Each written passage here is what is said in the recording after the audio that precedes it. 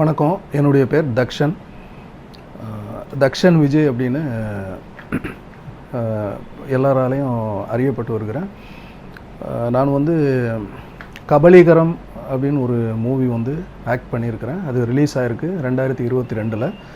And இப்போ ஐ ஆம் வெயிட்டிங்கிற ஒரு மூவி கம்ப்ளீட் ஆகிருக்கு. ப்ளஸ் மலையாளமில் இத்திக்கரா கொம்பன் அப்படின்ற இன்னொரு மூவியும் நான் இப்போது பண்ணிகிட்ருக்கிறேன். ஸோ அதுவும் கம்ப்ளீட் ஆகிடுச்சு. உடனே ரிலீஸ் ஆகிற மாதிரி ஸ்டேஜில் இருக்குது. ஸோ அண்டு சினிமா மூலமாக நிறைய விஷயங்கள் சொல்ல முடியும். சினிமா மூலமாக நம்ம என்ன நினைக்கிறோன்றதை மக்களிடையே எடுத்து செல்ல முடியும் என்கிற ஒரு நம்பிக்கையோடு இந்த சினிமா ஃபீல்டுக்கு நான் வந்திருக்கிறேன். இந்த ஆசை எப்படி சார் அந்த பொது வாழ்வில் நிறைய உங்களை பார்த்துருக்கோம், சினிமாவுக்கு வரணுன்ற ஆசை எங்கேருந்து சார் ஆரம்பிச்சு? அதாவது மகாத்மா காந்தி மக்கள் கட்சின்ற ஒரு கட்சி உண்டு. ஒரு 2 வருஷம் அந்த கட்சியில் பணியாற்றி இருக்கிறேன் மாநில தலைவராக. ஐயா டிராஃபிக் ராமசாமி அவர்களும் இந்த கட்சியில் இருந்தாங்க. எங்களுக்கு நிறைய விஷயங்கள் சொல்லித்தந்து அவருடைய மேற்பார்வையில் அந்த கட்சியை நாங்கள் இயக்கி இருக்கிறோம். ஆனால் இப்போ ஒரு சட்டமன்ற தேர்தலை சந்தித்தோம். அந்த கட்சியின் வாயிலாக ஒரு 2 தொகுதிகளில் கேண்டிடேட் விட்டோம். ஆனால் நாங்கள் நினச்சது எதுவுமே அட்லீஸ்ட் ஒரு 1000 ஓட்டு கூட அந்த கேண்டிடேட்டால் பிடிக்க முடியல. அப்போது எனக்கு தோணுது, அதாவது இந்த தமிழ்நாடு அரசியலை பொறுத்த வரைக்கும் நம்ம நேர்மை, தூய்மை, அன்பு இதெல்லாம் சொல்லிகிட்டு இருந்தால் இங்கே 100 ஓட்டு கூட மக்கள் கொடுக்க மாட்டாங்க. அப்போ இங்கே ஒரு சினிமா மாயன்றது தான் இருக்குது. ஸோ அந்த சினிமா ஃபீல்டு மூலமாக இப்போ ஃபார் எக்ஸாம்பிள் இப்போது விஜய் அவர்கள் அரசியலுக்கு வந்திருக்காங்க. இப்போ விஜய் அவர்கள் நடித்த படங்களை எடுத்து பார்த்திங்கன்னா அவர் ஒரு ஹீரோவாக ஒரு நல்ல விஷயங்களை மக்களுக்கு எடுத்து தனிப்பட்ட வாழ்க்கையில் அவர் எப்படி இருக்கிறாருன்றது அவர் சார்ந்தவங்களுக்கு தெரியுமே தவிர நம்மளுக்கு தெரியாது. ஆனால் சினிமா மூலியமாக மக்களால் அறியப்படுறது அவர் ஒரு நல்ல ஒரு கண்டென்ட் மெசேஜ் மக்களுக்காக சொல்கிற ஒரு நபர் அப்படின்றது. ஸோ அந்த பிம்பம் இப்போ அவர் அரசியலுக்கு வந்திருக்கிறாரு. அந்த கோணத்தில் அந்த பார்வையில் தான் அவரை பார்க்குறாங்க. ஸோ அப்போது சினிமாவை மக்கள் ஏற்றுக்கொள்கிறாங்க. அந்த சினிமா மூலியமாக நம்மளும் ஏதோ ஒன்று சாதிக்கணுன்ற ஒரு ஆர்வம் அந்த எண்ணத்தில் தான் வந்திருக்கிறேன். வேறு எந்த இதுவும் கிடையாது. அது மூலமாக நல்ல கண்டென்ட், நல்ல கருத்துக்களை மக்களுக்கு சொல்லணும். ஏன்னா சினிமா மூலமாகவும் நிறைய விஷயங்கள் இங்கே சாதிக்க முடியும். உங்ககிட்ட ஒரு கதை சொல்லும் போது எந்த விஷயத்தை சார் நீங்கள் ரொம்ப எதிர்பார்க்குறது? இப்போ நீங்களே சொன்னீங்க இந்த வித கருத்துக்கள் இருக்கணும் அப்படின்ற அந்த மாதிரியான படங்கள்லாம், இல்லை ஒரு கமர்ஷியல் ஹீரோவாக இருக்கணும்னு ஆசைப்படுறீங்களா? இல்லை, கண்டென்ட்டு சொல்லணும். நான் ஒரு 50 இயக்குநர்களை சந்திச்சுட்டு தான் ஒரு கதையை தேர்வு செய்கிறேன். அந்த கதையின் வாயிலாக நம்ம என்ன சொல்ல போகிறோம் மக்களுக்கு, அதுதான் முக்கியம். கமர்ஷியலுன்றது செகண்ட் விஷயம். ஆனால் அது மூலமாக என்ன கண்டென்ட், நல்ல கருத்துக்கள் இருக்கான்றதை 100க்கு 100 முறை நான் ரொம்ப அதை கேட்டுட்டு தான் டிசைட் பண்ணுறேன். ஸோ அது மூலமாக நல்ல கருத்துக்களை சொல்லணுன்றது தான் ஆசை. சார், விஜய் அரசியலை பற்றி சொன்னீங்க.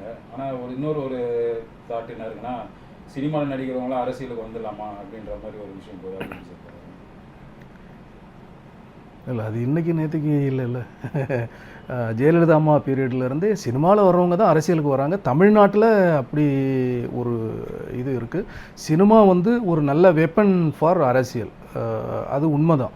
ஸோ இப்போ நானே அதுதானே உங்களுக்கு சொன்னேன். இந்த சினிமா மூலமாக நம்மளை கொஞ்சம் வெளியே தெரிஞ்சிச்சுன்னா அது மூலமாக எங்கள் மனசில் இருக்கிற மக்களுக்காக பணியாற்றுறதுக்கு என்ன பண்ணணுன்றது பண்ண முடியுமான்ற ஒரு ஏக்கம்தான்.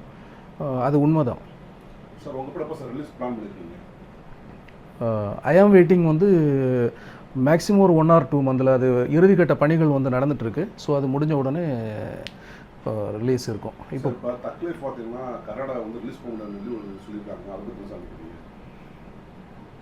அதை பற்றி ஆர்கே செல்வமணி சார் கூட ஒரு ஸ்டேட்மெண்ட் போட்டிருந்தாங்க. ஸோ உலக மொழிகளுக்கெல்லாம் தாய்மொழி தான் நம்ம தமிழ் மொழி. அது நான் சொல்லலை, அது இலக்கியமே சொல்லுது, ரெக்கார்ட்ஸே சொல்லுது. நீங்கள் ஆய்வுகளை பார்த்தீங்கன்னா உலக மொழிகளுக்கு எல்லா மொழிகளுக்கும் தாய்மொழி தான் தமிழ் அப்படின்னு சொல்கிறப்போ அவர் ஒன்றும் தவறாக சொல்லி கரெக்டாக தான் சொல்லியிருக்காங்க. இப்போ என்னென்னா அது தெலுங்கின மக்கள் அண்டு கன்னடர்கள் அவங்க வந்து அவங்க விஷயத்துங்களில் கரெக்டாக ஒரு கட்டுக்கோப்பாக இருக்கிறாங்க அப்படின்றது மாதிரி ஒரு அரசியல் பண்ணுறாங்க, அவ்வளோதான். இது தமிழ்நாட்டில் நடக்குமான்னு கேட்டிங்கன்னா கண்டிப்பாக நடக்காது. தமிழ்நாடுன்றது வந்து ஒரு அவங்கள மாதிரி இல்லாமல் ஒரு வேறுபட்ட ஒரு மாநிலமாக இருக்கிறதுனால தமிழ்நாட்டில் இது நடக்காது.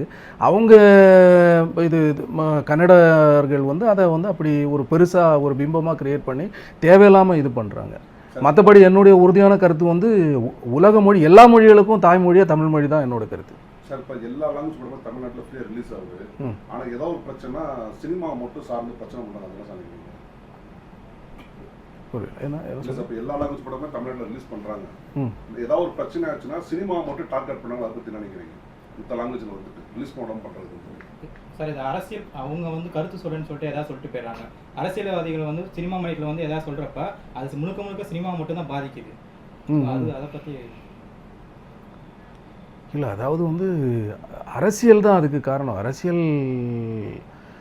அரசியலை வச்சு இப்போ இது பண்ணுறாங்க, அவ்வளோதான். அப்போ சினிமா வந்து நடித்து படம் ரிலீஸ் பண்ணியிருக்கீங்க. இப்போ சின்ன முதலீட்டு படங்களுக்கு எப்படியான தேட்டர்லாம் கிடைக்குது, அது எவ்வளோ டஃப்பாக இருக்குது சார்? அது எப்படி சொல்கிறது, அதாவது ஒரு மோனோபோலிங் இருக்குன்றாங்க, தேட்டர் கிடைக்கிறதுல ஒரு நிறுவனம் தான் வந்து ஒரு காலத்தில் வந்து பார்த்திங்கன்னா, அதாவது ஒரு 5-10 வருஷத்துக்கு முன்னாடி நல்ல படங்களுக்கு வரவேற்பு இருந்தது. நல்ல படங்களை தியேட்டரில் ரிலீஸ் பண்ணுறதுக்கு எந்த சிரமம் இல்லாமல் இருந்தது. நல்ல படங்கள் வெற்றி பெற்றது. இப்போ வந்து முற்றிலும் அப்படியே தலைகீழாக மாறிச்சுது. அதாவது அது வந்து ஒரு குடும்பத்தோட கண்ட்ரோலில் வருதுன்னு எல்லாரும் தான் சொல்கிறாங்க. நாங்கள் தனியாக வந்து நான் சொல்லணும் அவசியம் கிடையாது. இப்போ ஒரு தேட்டர் நீங்கள் வேணும், ஏன்னா ஒரு படத்தை வந்து எங்கள் மகிழ் ப்ரொடக்ஷன்ற கம்பெனி தான் வெளியிட்டுது. அதனால் அந்த சிரமங்கள் வந்து ரொம்பவே எனக்கு தெரியும். இப்போ அடுத்த படங்கள் எப்படி நான் ரிலீஸ் பண்ண போகிறேன்றது எனக்கே தெரியாது. அப்படிப்பட்ட ஒரு கொஸ்டின் மார்க்கில் நான் இருக்கிறேன். ஸோ இதுக்கு என்ன பண்ணலாம் அப்படின்னா, இதுக்கும் வந்து ஒரு வழி வந்து கண்டறியணும் அரசு. எல்லாத்துக்கும் ஒரு வழி இருக்குது இந்த சினிமா துறையில். ஏன்னா ஒரு கோடி ரூபாய் முதலீடு போட்டு படம் எடுக்கிறவனும் கஷ்டப்பட்டு தான் எடுக்கிறான். 10 கோடி முதலீட்டு பண்ணுறவனும் கஷ்டப்பட்டு தான் எடுக்கிறான். அப்போ இது ஒரு பிராண்டுக்கு கீழே தான் எல்லா படமும் ரிலீஸ் ஆகணும் அப்படின்னா இந்த 1 கோடி முதலீட்டு பண்ணி படம் எடுக்கிறவனால முடியாது. அப்போ வந்து அரசு அதுக்கு வந்து ஏதாவது ஒரு தீர்வு காணணும். அதாவது ஒரு மாதத்தில் வந்து 30 நாட்களில் ஒரு 10 நாள் வந்து இந்த சிறு முதலீட்டு படங்கள் வந்து ரிலீஸ் ஆகிறதுக்கு அவங்களுக்கு ஏதாவது ஒரு ஹெல்ப், ஒரு 10 நாள் இவங்க பண்ணலாம் அப்படின்ற மாதிரி தேட்டரை வந்து வழி விடணும். இதை ஆக்குப்பை பண்ணி வச்சுருக்கிறவங்க கொஞ்சம் வழி விட்டு அவங்களையும் கொஞ்சம் வாழ்கிறதுக்கு வழி விடணும். ஏன்னா சின்ன சின்ன படங்கள் தான் வெட்டி போகிறது. இப்போது நம்ம பார்க்குறோம், சின்ன முதலீட்டில் எடுக்கிற பெரிய படங்கள் எல்லாம் பயங்கரமான வெற்றிகள் பெறுது. பெரிய பெரிய ஸ்டாருங்களை வச்சு பண்ணுற படங்கள் வந்து தியேட்டரில் வந்து நம்ம நினைக்கிற அளவுக்கு வந்து வெற்றிகள் காண்பதில்லை. அப்போது என்னையை பொறுத்த வரைக்கும் ரொம்ப பாதிக்கப்படுறாங்க. ஒரு 2-3 வருஷமாக ரொம்பவே டேமேஜ்டு. அது எல்லாருமே இப்போ பயப்படுறது வந்து சினிமா எடுத்து அதை ரிலீஸ் பண்ண முடியுமா? எடுக்கிறது ரொம்ப ஈஸி, எப்படியோ கடன் வாங்கி ஃபைனான்ஸ் வாங்கி கஷ்டப்பட்டு சினிமாவை எடுத்துடுறாங்க. ஆனால் அதை ரிலீஸ் பண்ண முடியுமான்றது ஒரு பெரிய சேலஞ்சு.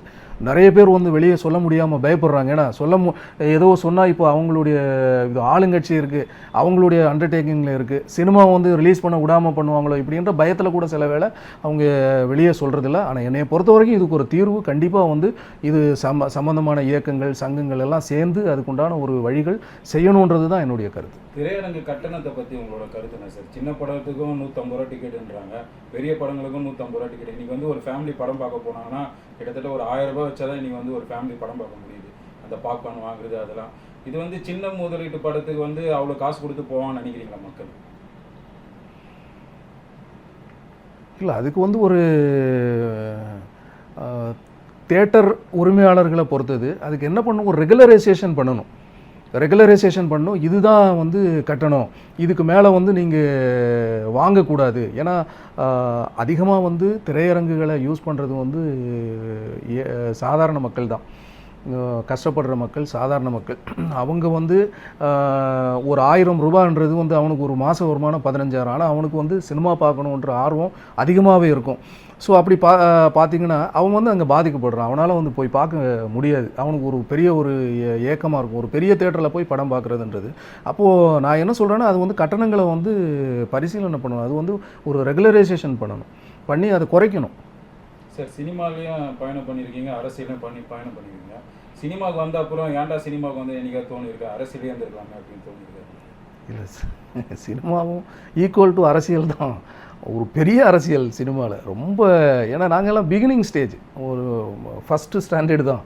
நிறைய பேரை சந்திக்கிறோம், பார்க்குறோம். நிறைய டைரக்டர்ஸ், நிறைய டெக்னீஷியன்ஸ், அந்த சினிமா இருக்கிறாங்க இந்த சினிமாவில் தான். யாருன்னா ஒருத்தர் பெருசாக ஒரு வெயிட்டாக மாட்டினாங்கன்னா அவங்கள வச்சு மிளகா அடிக்கிறது, அந்த மாதிரி அது மாதிரிலாம் யாரா சந்திச்சிருக்கீங்களா? உஷாராகிருக்கீங்களா?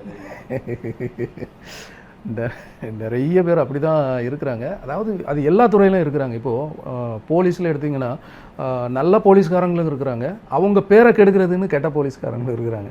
அரசியல்வாதிகளை எடுத்திங்கன்னா நல்ல அரசியல்வாதிகளும் இருக்கிறாங்க, தூய்மையாக இப்படி தான் நான் வாழ்வேன் அப்படின்னு ஐயா டிராஃபிக் ராமசாமி போல் ஆட்கள் நிறைய இருக்கிறாங்க. ஆனால் அவங்க பேரை கெடுக்கிறது நிறைய ஊழல்வாதிகளும் இருக்கிறாங்க. அதே மாதிரி சினிமா ஃபீல்டில் இது ரொம்ப பெருகிடுச்சு.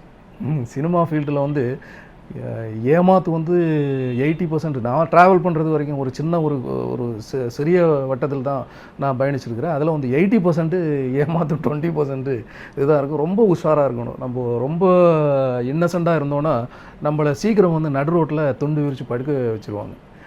ஸோ அப்போ அது ரொம்ப கேர்ஃபுல்லாக தான் இருக்கணும்.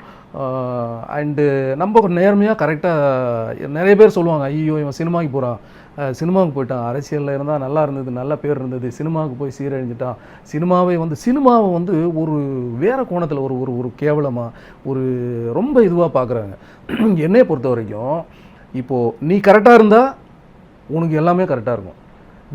நீ கரெக்டாக கட்டுக்கோப்பாக நீ கரெக்டாக இருந்த அப்படின்னா உன்னை யாரும் எதுவும் பண்ண முடியாது. சினிமா நல்ல ஃபீல்டு, பெஸ்ட்டு ஃபீல்டு. நான் வந்து அப்ரிஷியேட் பண்ணுறேன், நான் ரொம்ப லைக் பண்ணுறேன், லவ் பண்ணுறேன்.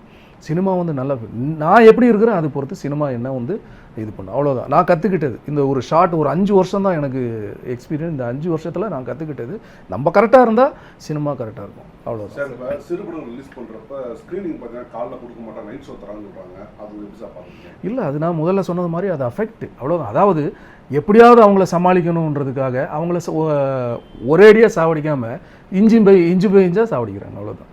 என்ன பிரயோஜனம்? யார் போவாங்க? நைட்டு செகண்ட் ஷோலாம் கொடுத்தா யாரும் போக மாட்டாங்க. மற்ற சினிமாங்களுக்கு first priority and second last priority வந்து இது மாதிரி சின்ன சின்ன படங்களுக்கு அவங்க சாட்டிஸ்ஃபை பண்ணணுன்றதுக்காக அதுவும் ஒரு கட்டணத்தை அவங்ககிட்ட இருந்து வாங்கிட்டு இப்போ இது பண்ணுறாங்க. அது எல்லாருக்கும் தெரியுமே, நான் சொல்லணும் அவசியம் இல்லை. சார், டிராஃபிக் ராமசாமி சார் கூட நீங்கள் பயணம் பண்ணியிருக்கீங்க. அவர் இல்லாத இந்த வெற்றிடம் எப்படி இருக்குது? ஏன்னா அவர் இருந்தாருன்னா நேரம் எத்தனையோ பொதுநல வழக்குகள்லாம் தொடர்ந்துருப்பார். அவர் இல்லாத இந்த வெற்றிடம் எப்படி சார் இருக்குது? அவர் கூட வந்து வெறும் 2 வருஷம்தான் பயணிக்கக்கூடிய வாய்ப்பும் சந்தர்ப்பம் எனக்கு கிடச்சிது. அது மறக்க முடியாது, லைஃப்பில் மறக்க முடியாது. அவர் போனப்போ அந்த கட்சியோட முதுகெலும்பு உடஞ்சிச்சு, அப்படி தான் நான் கருதினேன். ஏன்னா எங்களுக்கு நல்ல ஒரு அட்வைசராக, ஃபார் எக்ஸாம்பிள் கட்சி ஆஃபீஸ் ஓப்பனிங் வந்து ஆலந்தூரில் நடக்குது. ஃபஸ்ட்டாக கட்சி ஆஃபீஸ் ஓப்பன் பண்ணுறோம். இப்போ வந்து ப்ரெஸ் மீட் உங்களை மாதிரி இது மாதிரி மீடியா உட்காந்துருக்காங்க, ஐயாவும் நானும் உட்காந்துருக்குறோம். இப்போ தலைவர் வந்து ஸ்டேட்மெண்ட் கொடுக்கட்டும் அப்படின்னு அவர் சொல்கிறார். அப்போ வந்து நான் சின்ன பையன், நான் என்னங்க ஐயா ஸ்டேட்மெண்ட் கொடுக்க, நீங்கள் பேசுங்க அப்படின்றார். அப்போ வந்து தலைவர் வந்து மகாத்மா காந்தி மக்கள் கட்சி அப்படின்ற ஒரு கட்சியை வந்து நீங்கள் முன்னின்று பண்ணுறீங்க, அது வந்து எனக்கு சந்தோஷம். அவர் ப்ரெஸ்ஸில் அப்படியே பேசுகிறார், சந்தோஷம். ஆனால் இந்த மகாத்மா காந்தி மக்கள் கட்சி மகாத்மா காந்தியோட கோட்பாடு என்னது, இதில் இவருக்கு என்ன சம்மந்தம் இருக்குது அப்படின்ட்டு கேட்டார். அப்போ எனக்கு ஒன்றுமே புரியல, என்ன இப்படி குண்டாங்க மாட்டாங்கன்னு நம்மளை மாட்டி விட்றாரு அப்படின்னு நினச்சிட்டு நான் அப்படியே முழிச்சிட்டே இருக்கிறேன் ப்ரெஸ்கிட்ட. அப்போ இவர் என்ன கொள்கை எடுத்துட்டாரு, இந்த கட்சிக்காக என்ன கொள்கை எடுத்துட்டாரு? குடிப்பழக்கம் வந்து மகாத்மா காந்திஜி வந்து மதுவை ஒழிக்கிறதுக்கு அவ்வளோ போராடி ரொம்ப சங்கடப்பட்டவர். அப்போது அவருக்காக இந்த கட்சி என்ன தீர்மானம் எடுத்திருக்கு, இந்த கட்சி தலைவர் என்ன கொள்கையை மேற்கொண்டிருக்கிறார் அப்படின்ட்டு கேட்டார்.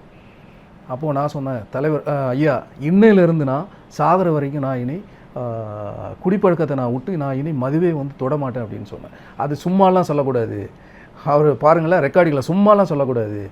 என் கூட நேரே வந்து நேரே டப்புன்னு அப்படியே இது முடிஞ்ச உடனே காரில் அப்படியே கூட்டு போகிறாரு. கூட்டு போய் அடையாரில் வந்து காந்தி இதில் கொண்டு போய் காந்தி மேதானத்தில் கொண்டு போய் அவர் உறுதிமொழி, இனிமேல் வந்து சாகும் வரையிலும் ஒரு துளி மது வந்து தொடமாட்டேன்ட்டு உறுதிமொழி எடுங்கன்ட்டார். நான் உறுதிமொழி எடுத்து வந்தால் அன்னையிலேருந்து இன்றைக்கி வரை, அதுக்கு முன்னாடி அப்பப்போ ஏதோ ஒரு மீட்டிங் போகிறப்பெல்லாம் நான் ட்ரிங்க்ஸ் பண்ணுவேன். இனி செத்தா கூட என் வாயில் வந்து ஒரு துளி மது வந்து இருக்கக்கூடாதுன்னு நான் உண்மையாக உடம்பு ரீதியாகவே அதை ஏற்றுக்கிட்டு அது என்ன மாயம்ன்றது தெரியல. இப்போ வரைக்கும் எனக்கு அந்த ஃபீல் கூட தோணது கிடையாது. இனி அது தோணவும் தோணாது. ஸோ அது வந்து நான் உண்மையிலே அதை வந்து நான் டெடிகேட் பண்ணியிருக்கிறேன். ப்ளஸ் வந்து செகண்ட் ஆஃபீஸ் ஓப்பனிங் வந்து நான் சைதாப்பேட்டில் பனகல் மாளிகை பக்கத்தில் ஒரு ஆஃபீஸ் ஓப்பன் பண்ணுறேன், கட்சி ஆஃபீஸ். அந்த டைமில் ரெண்டாவது இந்த வாட்டி நான் ப்ரேயர் பண்ணுறேன், ஐயோ இப்போ இதிலே மாட்டி விட்டுறக்கூடாதே அவர் அப்படின்னு உஷாராக இருக்கிறேன்.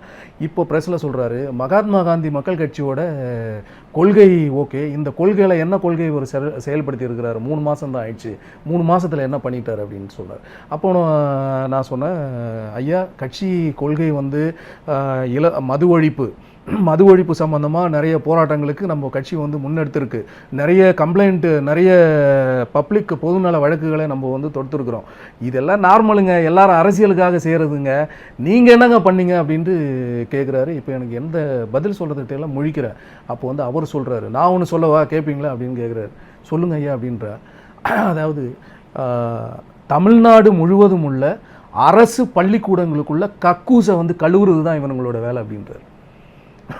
அப்படியே ஒரே நிமிஷத்தில் சொல்லிட்டார். என்னடா இது டப்புன்னு இப்படி சொல்லிட்டாரு அப்படின்னு. அப்படியே அன்னைக்கு கையோட ஒரு 4-5 கார் அப்படி எல்லா ஆளுங்களையும் கூப்பிட்டு நேராக வேளாச்சேரியில் இருக்கிற கவர்மெண்ட் ஸ்கூலுக்கு கொண்டு போய், அன்றைக்கி ஸ்கூல் லீவு, ஸ்கூல் வந்து ஓப்பன் பண்ணுங்க அப்படின்னு சொல்லி ஓப்பன் பண்ண வச்சு மொத்த கக்கூசையும் கழுவி விட்டார்.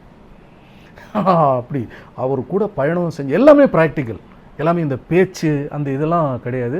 அதனால தான் அவர் எப்பயுமே சாகிற வரைக்கும் மறக்க முடியாத ஒரு நல்ல தலைவர்.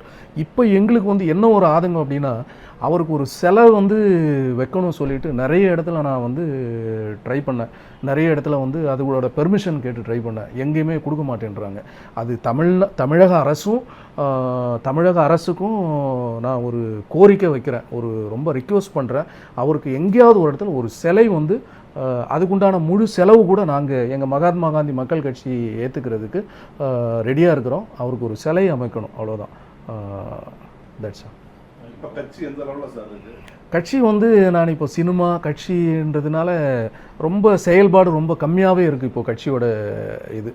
ஏன்னா எங்களால் வந்து நேர்மையாக கரெக்டாக வந்து பயணிக்க முடியல. உங்களுக்கே தெரியும், தமிழ்நாடு அரசியல் பொறுத்த வரைக்கும் இப்போ உங்ககிட்ட ஒரு 500 கோடி 1000 கோடி இருந்தால் மக்களை விலை வாங்கி தான் இங்கே அரசியல் நடத்த முடியுமே தவிர, மற்ற ஸ்ட்ரைட்டாக நம்ம வந்து ஒரு நம்மளுடைய கட்சியோட கொள்கைகளை சொல்லி நிறைய விஷயங்கள் எங்களுக்குள்ளே இருக்குது, நிறைய பண்ணணும், நிறைய சாதிக்கணும், நிறைய மக்களுக்காக செய்யணுன்ற ஒரு எண்ணங்கள் இருக்குது. ஆனால் அந்த எண்ணங்களை வந்து செயல்படுத்த முடியுமானா ரொம்ப கஷ்டம். ஸோ அதனால் ரெண்டுமே சேர்ந்து வந்து ரொம்ப கஷ்டம் தான். ஒன்று இப்படி இல்லை அப்படி ஏதோ ஒன்றில் சாதிக்கணுன்ற ஒரு விஷயத்தில் போயிட்டுருக்குறோம். அவ்வளோ. சினிமாவில் உங்களுடைய சாதனை என்ன வரணும் ஆசைப்படுறீங்க?